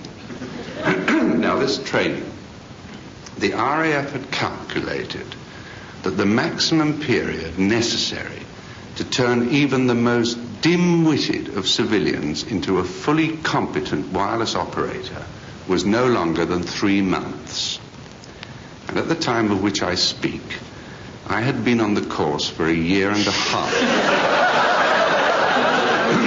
Now, before anyone starts posting in white feathers, there was a reason for this. You see, before they pass you out as a wireless operator, a qualified wireless operator, you had to undergo tests proving that you were able to read Morse code signals in 2 different ways. Now, one way was orally, by which I don't mean through the mouth. I mean by listening to them through your ears. Now, if that last sentence sounds unnecessarily explicit, I mention it because I do happen to have very good ears. And to this day, I still find myself hearing Morse in all sorts of unexpected things. For example, do you remember Dragnet? Dum, da-dum, dum. Well, that still sounds to me like da-di-da-dit, which is in fact the sound of the letters TR in Morse. Isn't it a useful gift? See, but it was the other way that you had to be able to read Morse that was causing me in 1942 to be, as far as wireless operating was concerned, what you might call a late developer. Because what you also had to do was prove to them that you could read Morse visually. Now let me explain what that test implied. They stood you on top of a hill where you looked across a valley at another hill. And on top of that other hill was a senior NCO. He held what is called, or was called in those days, an Aldis lamp, a sort of bright lantern, which he proceeded to blink on and off at you. And the alternation of long flashes and short flashes formed Morse code letters, which they expected me, at that distance, to be able to distinguish and write down, but which, as it happened, I was utterly unable even to see. The whole thing to me was just a sort of vague, flickering, indistinguishable, vaguely luminous blur. Well, my mates found a very ingenious way to put into effect that old maxim, if at first you don't succeed, cheat. You see, what they did, what happened with this test is while you were taking it, all the other trainees had to stand at least 10 paces behind you, so there was no possibility of them whispering the letters to you as they were being blinked out on that other hill. So what did my mates do? They got hold of a very long stick of bamboo. And what my mates did with it was this.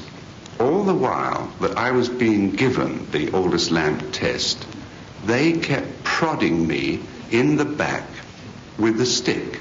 A soft prod for a short blink of the lamp, a hard prod for a long blink. So that in this way, in those terms, the TR of the Dragnet theme would come out hard, soft. Do you understand? Well, not only did I pass, I came out top of my entry. Admittedly, I still have to go to the osteopath once a month to have the damaged ribs seen to. But I still think it's a very useful tip, that piece of bamboo, for anybody trying to work out Morse code letters from the blinking of a distant light shining into sighted eyes. Or put it another way, a prod is as good as a blink to a shined Morse.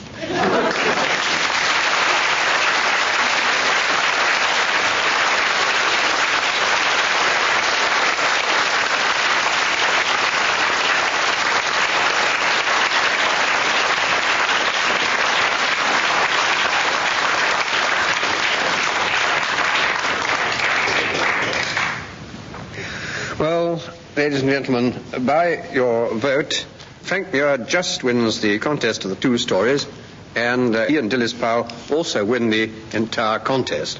And that brings to an end this edition of My Word.